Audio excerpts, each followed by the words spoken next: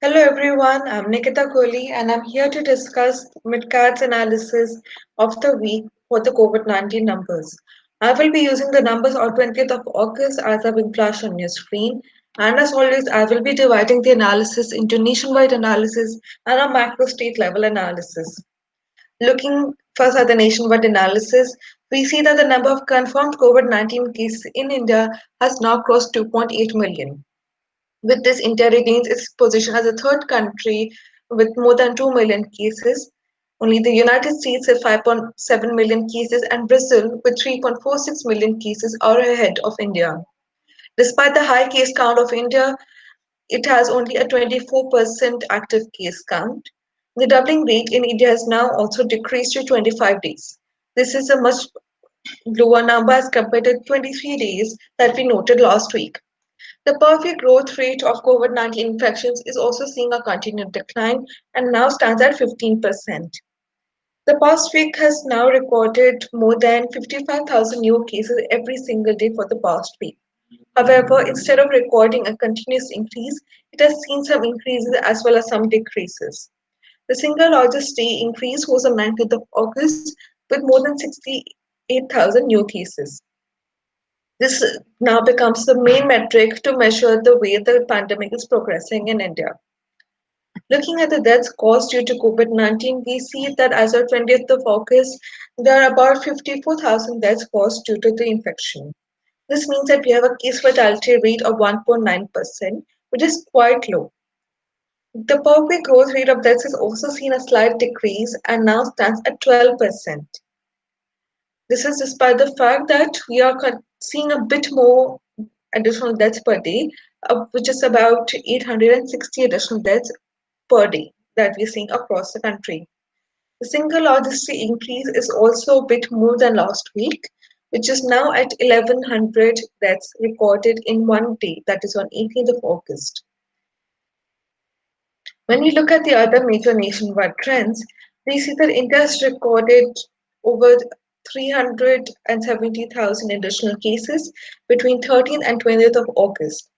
This is a slight decrease from the 430,000 plus additional cases that were recorded in the last week. The number of recoveries has also continued to increase. As of 1100 hours on 20th of August, we had more than 2 million recoveries. That is, we have a 74% recovery rate. This is almost a 4% increase from last week, and which is a difference marked by about 400,000 plus recoveries in just one week alone. When you look at the samples which are being tested as per ICMR for COVID-19, we see that the number has now crossed 32 million samples which have been tested. Almost a million of these have been done in past 24 hours alone, that is on 19th of August. This is the single largest number of tests which has been done in one day in India. As you can see on the figure on the right as being flashed on the screen, the per day tests which are being done per week has increased continuously over the past few months. With this, the number of increase in cases is also there, and the test positivity rate in India is now at 8.6%. When we look at the testing capacity, it is important to note that more than 5 million tests were done in this one week. That is, there are more than 1 million plus cases which were done in this week than as compared to last week. A lot of these tests are, however, being done with the contact tracing method in mind, which has led to the increased positivity rate. In other news, Delhi released its second serological survey, which was conducted between 1st and 7th of August, and that showed that 29% people had developed antibodies against COVID-19. This is a much higher number than what was anticipated. If you remember the previous survey done showed a 23% of people in Delhi had developed antibodies against the infectious disease. When we look at the R value of the reproduction number, in India's R value stands a bit static at 1.05%. However, the R value is increasing as well. The R value for Delhi has increased to 1.09 after being under 1 R for over a month. And Chennai's R value has also increased to 1.11 from 0.86 in this one week alone. As we are going to see continuous and steady increase in cases, we will see localized lockdowns and restrictions which could be imposed in certain states in the coming days. We will not perhaps see the entire states going into lockdown, but it will be very localized in particular districts, and particular types of restrictions will be imposed rather than a full and complete lockdown. This will, of course, depend on the types of cases and the rate at which they are growing. Looking now at the state-wise analysis, we see that the top 10 states with the number of infections are Maharashtra, Tamil Nadu, Andhra Pradesh, Karnataka, Uttar Pradesh, Delhi, West Bengal, Bihar, Telangana, and Assam. These 10 states together contribute to over 80% of all cases in India. And as you can see, there's a slight change over here. While Maharashtra and Tamil Nadu continue to retain the top two position, Andhra Pradesh has overtaken multiple other states to now become the third state with the maximum number of infections in India. The state has recorded a 124% increase in cases between 1st and 20th of August, and Andhra Pradesh also has a almost 30% active caseload. It has a very high single day increase with 9th of August recording more than 10,000 additional cases in a single day. However, a lot of this has to do with the way Andhra Pradesh is going about the testing. The state presently has the highest number of tests done per day per million population in India as per ICMR. With this increase in testing capacity in Andhra Pradesh, we are bound to see more number of cases being recorded over there. And another thing to note over here is that Delhi is no longer in the top five states. For a long time, Delhi, the capital of India, was one of the areas which was recording the highest number of per day cases and the highest number of fatalities as well. Now, this has reduced and has slowly starting to patter down, which is now at leading to Delhi being the sixth position. The final thing to note over here is that Assam has now overtaken Gujarat to be in the top 10 states.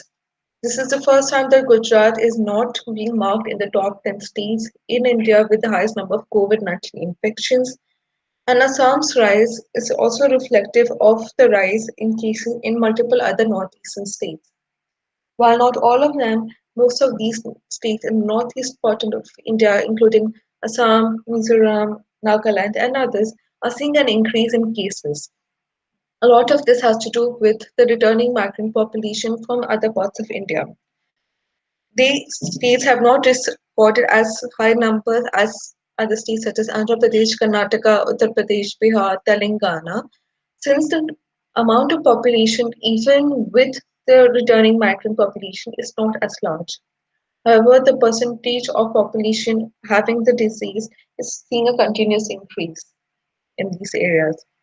When we look at the metro cities, Pune currently has the record of having the highest number of cases amongst all cities in India. It has over 160,000 cases and has seen a 57% increase in cases between 1st and 20th of August. It has a roughly 30% active case load and has more than 2,000 additional cases every single day. In contrast, Mumbai now has only about 1,000 or less cases every single day and only a 13% active caseload. So clearly, Pune has overtaken Mumbai to be the city with the maximum number of cases in Maharashtra. Bangalore, on the other hand, continues to be the worst performing metro city in India. Despite having less cases than Pune, it still has seen a more increase in COVID cases, that is a 74% increase in cases, and it has almost a 34% active caseload. It also records more than 2,000 additional cases every single day, and 15th of August, in fact, reported 3,600 cases in one day. When we look at on the states and the cities which are doing well, we see that Gurgaon and Delhi are doing very well in this regard. Gurgaon is presently the best performing metro city with 92% recoveries, closely followed by Delhi with 91% recoveries. Gurgaon also has only 7% active cases and saw a slight increase of 16% between 1st and 20th of August in absolute COVID-19 cases. But as we go along, it is these metro cities which are going to continue to see a burden increase in burden of cases because of the way people will move together in large numbers as we return to office. It is this kind of time that we really need to increase the precautions that we take. Please ensure you take good care and wear face masks and maintain social distancing at all times. Until next week, take care and goodbye.